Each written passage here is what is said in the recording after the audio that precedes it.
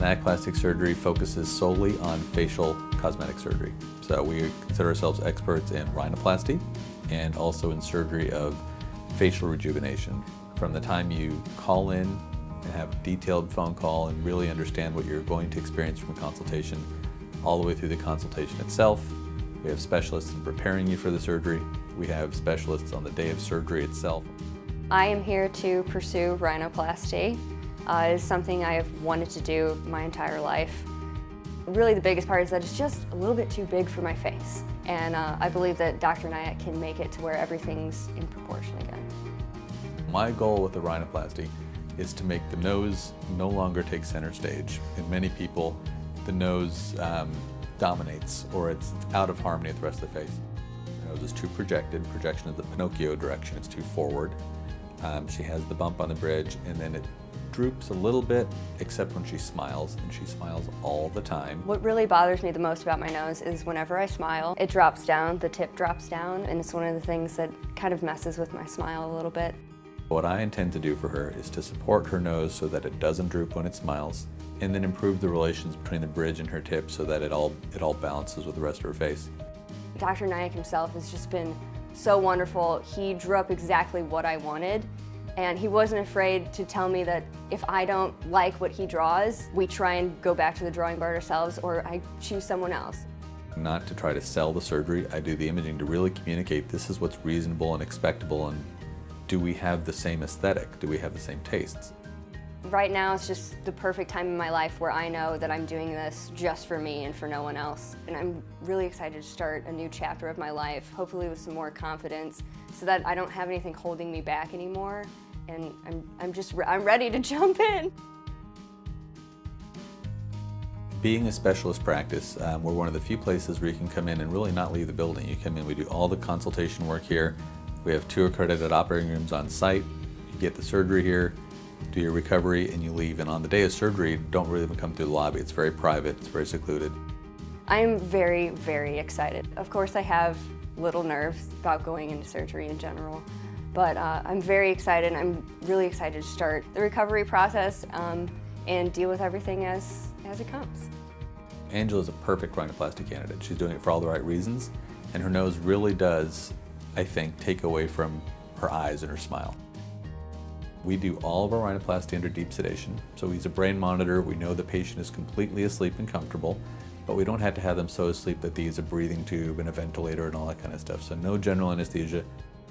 Most of the rhinoplasty is actually done through the 2 nostrils. Almost never do we have incisions outside there. I do usually have one on the base of the nose. We call it the columella, right underneath there. That incision heals to where it's nearly impossible to find. So we reshape the nose kind of the way you might reshape a tent. We lift up the covering, so we're looking at the framework. We rearrange, either strengthen or weaken or tilt one way or the other the cartilage and the bone, and then we let the cover drape back down over that new framework shape. A good rhinoplasty for me usually takes about 2.5 hours. It's 90% done in the first hour. And people in the room watching wouldn't really see any further changes occur between that first hour and the end of the 2.5 hours. It looks all about the same. What I'm doing is I'm looking for what's going to happen as the healing process goes on. As all the swelling goes away, as tissues contract, what is going to unmask in the future? And so the last hour and a half really is millimeter by millimeter fine-tuning and insurance to try to get the best long-term result.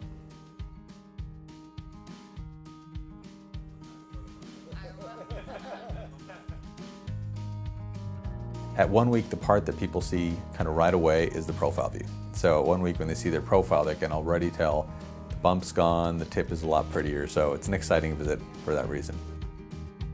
When we take their tape off and we take their splint off, everyone sees the same kind of early swelling changes. Their nose looks a little bit wide on the front view, and on the side view it looks like it's a little bit turned up. Those all settle out, mostly within the first month or so. People, when they see their nose at the 1 week visit, they have a whole range of reactions. Sometimes they're almost confused. They look in the mirror and they see a face that they don't know. Even though it's what they wanted, it is very emotional. It's not what they're used to seeing for the first however many years of their life. I couldn't be happier for Angela and how she's doing. She's got a perfect result. You can already see it even with her swelling, even with her bruising. I'm really excited to see what she looks like at the 1 month point and as she heals down the road. So Angela's 1 month post-op today, which is early in the healing process, but she already looks fantastic. When I first met her, that's what I saw in her. I saw a beautiful young woman that was self-conscious about her nose. I have been feeling absolutely wonderful. I wanted it to be still me, and it's still me. It's just such a better version of me, where it's not something that's just taking away from how I look. It's just kind of there now. What I love the most about my nose right now is the side view in general has just been amazing.